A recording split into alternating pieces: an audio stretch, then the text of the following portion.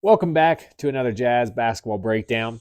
Um, just got done getting beat by the Suns. Obviously, more than that happened today. So trade deadline today, which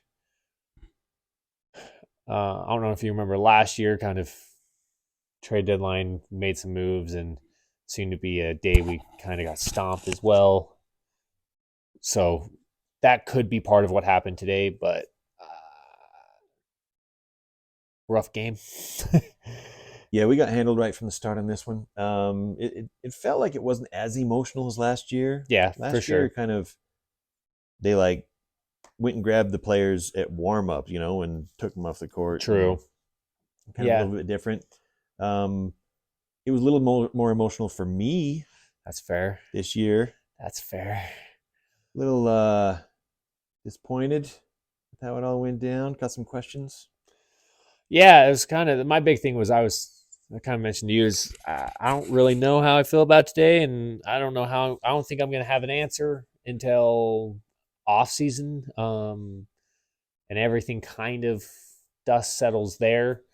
We obviously traded Agbaji, Fontecchio, and Olenek to get a late first and an early second, which is actually the second is more sought after than the first. Just because of how you're locked in contractually. Yeah, so the way with the new the way the money's going to work this off season, starting this off season, way less guaranteed money, less money, things like that. With that second rounder and essentially the same seen as the same caliber talent in that draft. So this we actually technically got a better pick for Fontecchio than Olenek and Agbaji.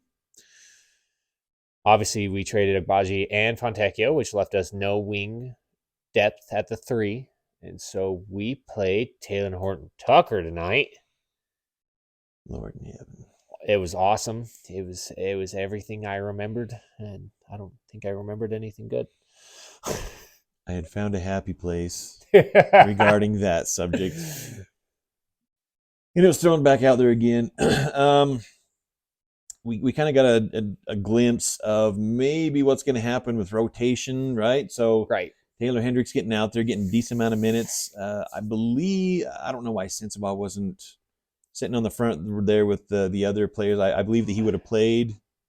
Maybe, I don't know. Question Maybe, mark. and that's the thing is, it was weird that all of a sudden he didn't get any minutes, but we played Taylor Horton Tucker, where we fully obviously made the decision early in the season that Taylor Horton Tucker wasn't part of the development plans, and so I maybe there was just since ball showed up late to the game, something I don't know with him supposed to go play G League, and so I'm hoping that as the next couple games go on and some players show up that we see Bryce Sensabaugh get those minutes instead of Taylor Horton Tucker in that role. We may not. We may see Otto Porter in that or Kevin Knox in that role instead.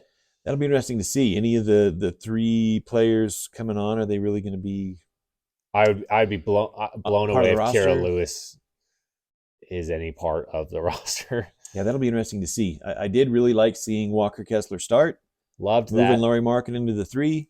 Um, John Collins, played some at the four and then played at the five. Really strong game offensively. Yeah, essentially played our backup five role Mm-hmm. as while Hendricks played the backup four. And so that seamlessly slid. And then for the most of the game, got to see a lot of the game, got to see Markman at the three, which is what we want. I hate that we finally started Kessler and Collins again next to each other and then immediately and started in a zone that was just bad.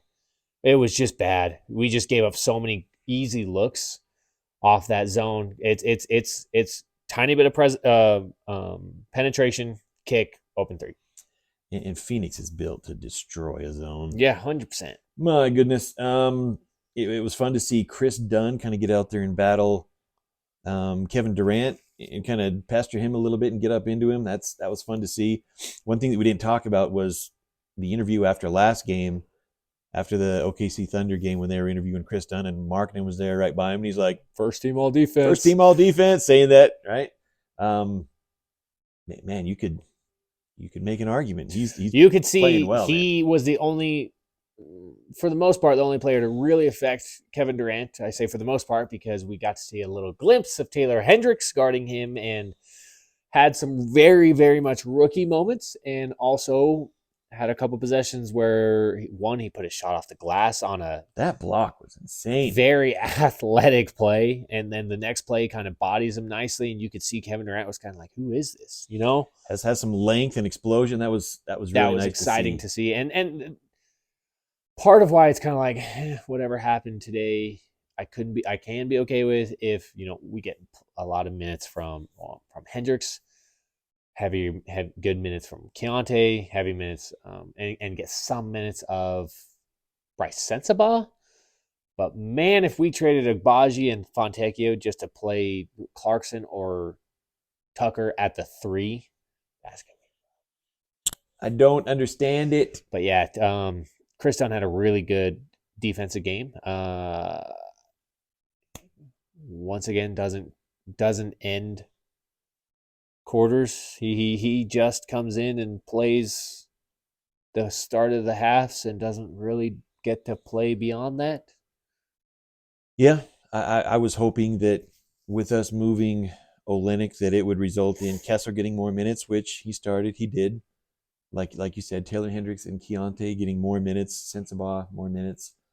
But if we just kind of fill in more of our logjam of combo guards, my gosh, man, it's and kind of if you break down the trades that we made at the beginning of the year, we were talking about you and I thinking that we had a real logjam of combo guards of right. the 1-2s, the Keontae, Taylor Horton-Tucker, Sexton, Clarkson. How are we going to find minutes for all those guys and kind of Agbaji in there? And it looks like the way that they traded off both of who they viewed as 3s, Fontecchio and Agbaji, it looks like they thought we had the logjam at the 3. That was odd. So that's the part I don't understand. And we're so. I honestly think part of it was the fact that they weren't going to move Sexton unless you got a really good piece from Sexton. Truthfully, Clarkson's contract was really hard to move right now. This year, it becomes super easy to move in the offseason. Really hard to move right now for the asking price. I mean, hell, we were asking basically from the Knicks what the Raptors got for, or the Pistons got for Bojan Bogdanovic and Alec Burks. Yeah, you can see why the Knicks went with that trade. That's a hell of a pick. 100% makes sense. Knicks made some good business today. So I think part of it was a lot of the other contracts just weren't great contracts to get moved. We obviously have way more flexibility this offseason. And Tony Jones keeps talking about how that's a huge focus for the Jazz organization is having freedom this offseason. I don't know why. It's got to be. It can't be for us to sign a free agent, right? Because I mean, everybody knows Utah is most likely not going to be a destination for free agency. It's going to be organizations that last second haven't had their books in order are going to understand. Holy crap, we're going to pay, $50 million in taxes. Yeah. Unless we move this player, we've got to move him, and all of a sudden we're like, hey, we have the room. We will willingly kick your butt on a trade where we take on a bunch of money. And that's kind of why I say it's like. Obviously, very frustrated. We traded Agbaji. I felt like we gave up on him really early, but I feel like I can't really fully make a decision on how I feel about right now until the offseason, until we really see what we did with that freedom. So I'll explain to you a little bit. So the way the contracts worked, we essentially, obviously, Olynyk was going to be gone. He was an expiring contract, so we get a first rounder from him. We clear $3 or $4 million space by trading Agbaji, and then trading Fontecchio for Kevin Knox. Which Fontecchio, he makes the most sense to me. He had really played out of what the Jazz were going to be willing to offer him this offseason with signing a max contract to Markkanen, possibly signing Chris Dunn to a much bigger deal, things like that. Fontecchio had kind of played his way out of that minimum level contract, and right now I don't think they were willing to pay more than that for him at this moment. and he deserves more than that the way he's been playing. And so, Good for him. yeah, Earning a you contract go like and get a that. pick That's there. a great story. That makes sense. But also the way his contract was structured and Knox's contract is structured, either if Fontecchio didn't get offered, he was, no matter what, whether we brought him back or not, was a $3 million cap hit on us. So, and Kevin Knox is not. So between Agbaji and Knox, we clear about, or Fontecchio, we clear 6 to 8 million in cap space, and Clarkson's contract drops 11 million. So so what, 17 to 20 million dollars in cap space open up, frees us even more going into this offseason. I hope we do something with it. That's been stressed so often that if we don't do anything with it and it's just what we did today, then I'm super frustrated. Very frustrated. You mentioned how he gave up on Agbaji so early. When he was getting consistent minutes, he was obviously a super strong defender. Yeah, you can't argue that. It's an amount of hustle, great voice in the locker room, absolute that's quality a big human being. That's a big part for personality. me. Is he is such an amazing locker room person. Very close friends with Keontae George, very close with Larry Markkinen. Constantly talk about how he's a leader and in the locker room, and everyone just loves him in the locker room. It hurts to trade someone like that. And when he had consistent minutes and a clear role during those injuries, he was shooting up over 40% from three, and he was number 1 in the NBA from the corner three. Yeah. That also happened last half of last year. His numbers went way up as he got consistent minutes and a role. So it's not an all-star player, but a high-quality role player, versatile defender. That's what we gave up. To me, that's, like you said, if we don't do anything with it in the offseason, and we just simply gave him up to match up some salaries and stuff so that we could get an end of the first round pick with Kelly Olynyk, that makes no damn sense. Agreed. And I'm calling it right now. With him going to Toronto and Scotty Barnes basically running the three and everything going through him, and they moved Schroeder, right? They moved him today. So they moved him for Dinwiddie and cut Dinwiddie. Yeah, interesting. And I mean, they're basically running with Quickly at the 1. And I can see Agbaji with Scotty Barnes at the 3, RJ Barrett at the 4, Pirtle at the 5. They're running, I know I'm going to say the name wrong. It's not Gary Harris, but it's Trent. Gary Trent Jr., that's it. Basically starting at the 2, and we'll see. He's in a year where they're, possibly resign him or he leaves. But it'll be interesting to see how that goes. But I could see Agbaji, if he gets consistent minutes and a clear role there where he doesn't need the ball to go through him, and he starts getting that role and he'll start hitting shots, he will shine. Yeah, with that team. That's a great role player. And that's the thing is, Tony Jones even mentioned, he said a big part of Agbaji over the past month and a half was consistent playing time, a consistent role. That's a huge part of it, and that affects, especially some players, really affects the way they play. So yep. And so I mean, love that dude. Wish him the best of luck. I'll be watching his stuff. I want in him Toronto. to be so successful. Yeah, it's it'll be something that I check in for sure and watch. And if you're one of those fans that just kind of checks a stat line and says, "Oh, we can replace that," you really don't understand what that is. And that's the thing, and how we affect it. Tonight even showed, how much, and we knew it, and I'm okay with it.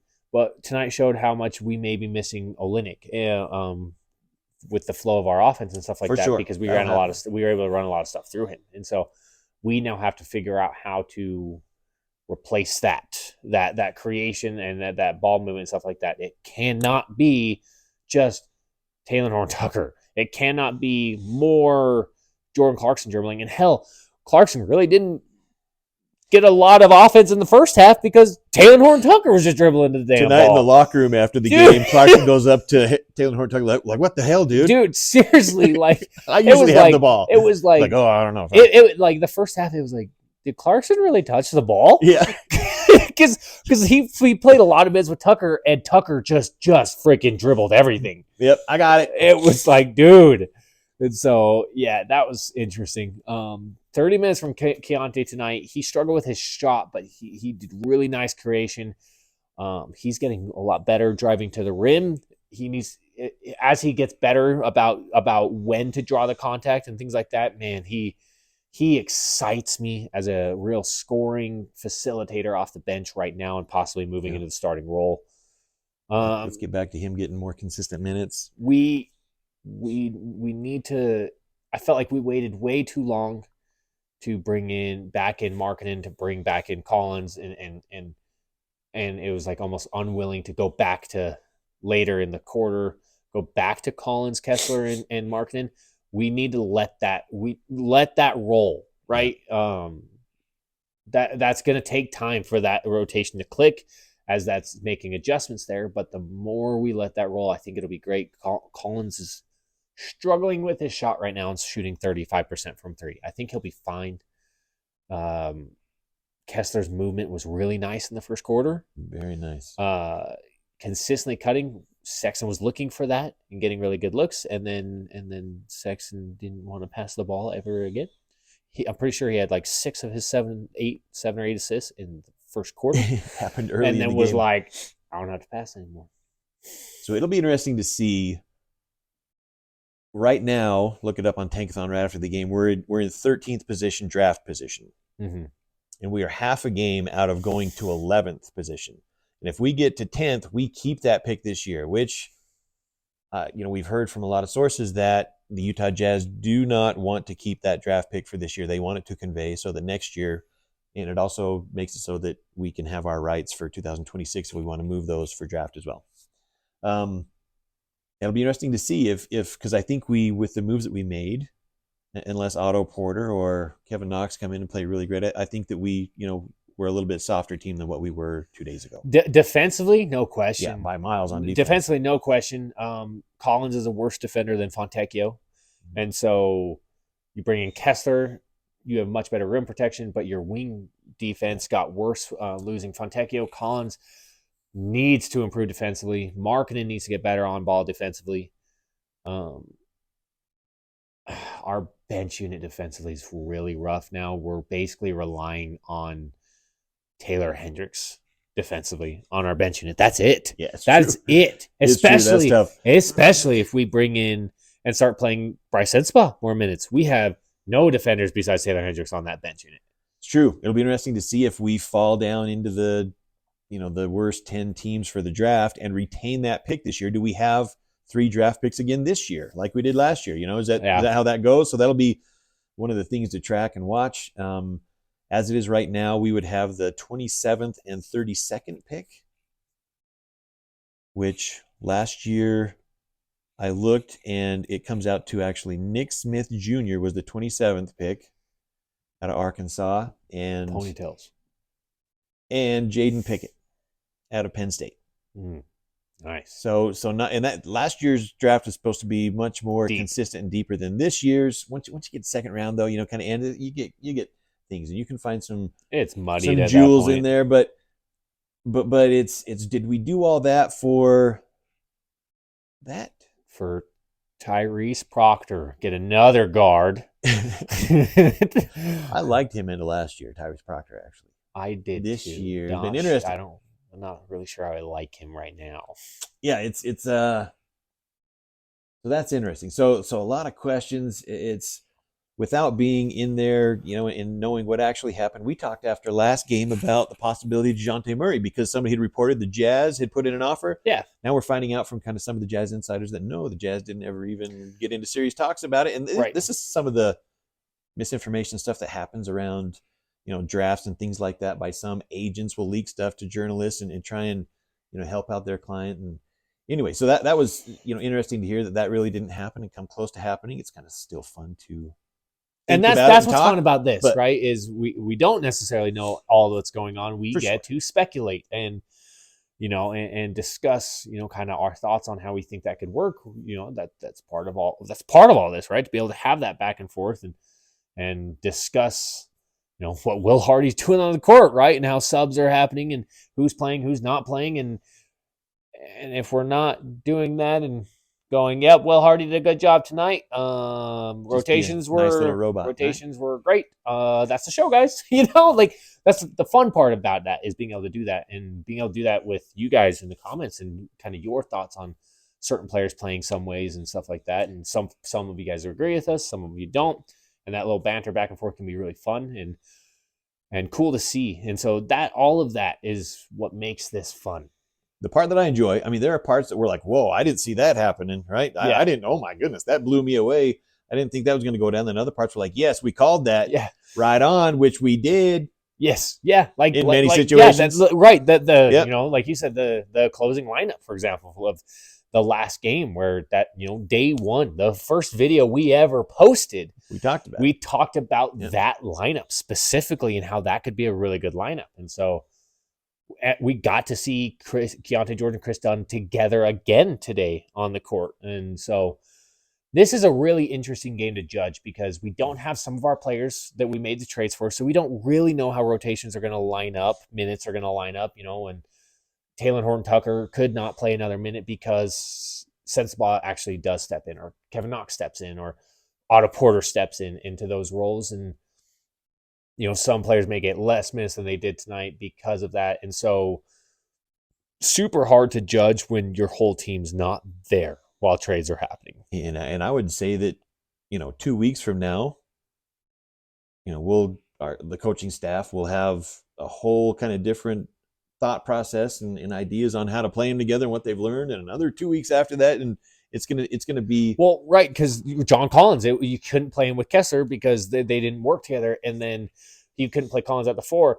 Played Collins at the 4 for probably half his minutes tonight, and he had 14 rebounds, right. Hit at least 1 3, had a couple good looks and stuff like that. And so, as the chemistry between the players joins and builds together and stuff, players can play other roles.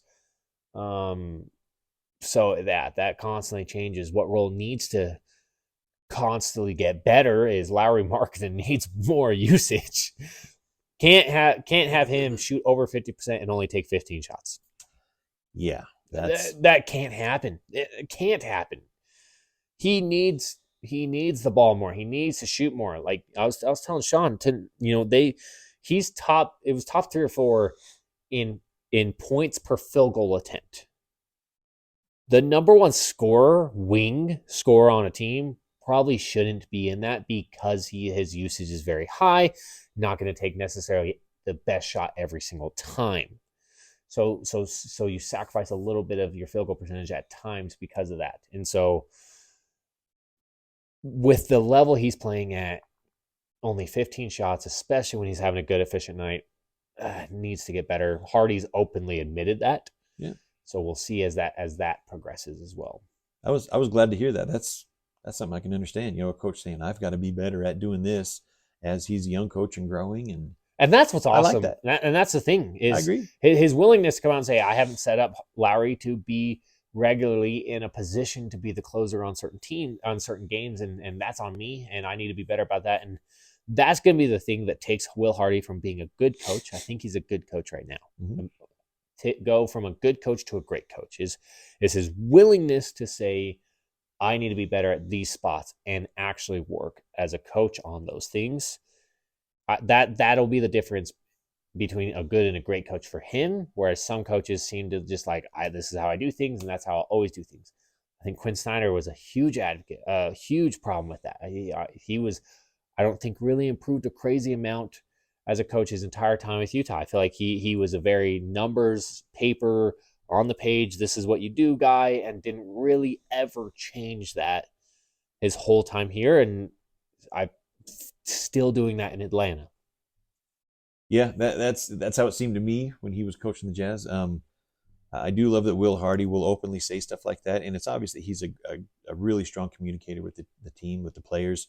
That's such a big thing in today's NBA, right? You can't come in there and be the man and kind of dictate to these grown men and professionals. So that's definitely a big time upside for his game, and he's developing. I mean, 2nd-year coach, 36 years old now. How old is he? Freaking young. They were talking about how, like with Olynyk, who was 32, that Hardy's was only a few years older than him. Right. Which is a weird dynamic, right? Same age, kind of like the same music, grew up kind of same era and stuff, and you're the coach and he's the player. So interesting. That presents some real challenges. Man, it's been up and down. I kept texting you today that I was working angrily. That's all I could think was like, just pissed off and confused, and we'll see how it all comes about. But That's my big thing. Just trying to figure out kind of why we may making some decisions and not, I guess, trying to jump to things until the off season where a lot of this is supposed to hit really gets finalized. If we don't do anything by then, I'll freak out then. and we're in our final 30 games Yeah. in the season. Not that far away. So interesting ups and downs. This has been a journey. In these next few games are going to kind of be a little bit of a experiment, figure out things that are going. Some stuff's going to work, some stuff is not. But man, I'm excited to see some of the youngsters play. See Taylor Hendricks get more minutes, and he should not go back down to G League anymore. No, he should consistently be playing roughly 20 minutes every single night as our backup 3, 4, 5 wing. And so that shouldn't change. Whatever else does change, whatever, that should not change. So let us know what you guys thought of the trade deadline. Obviously, there was a lot of wild moves beyond just the Jazz. And so kind of let us know your thoughts today while you were working. Were you working angrily or not? But either way, we'll see you guys next time. Thanks, guys.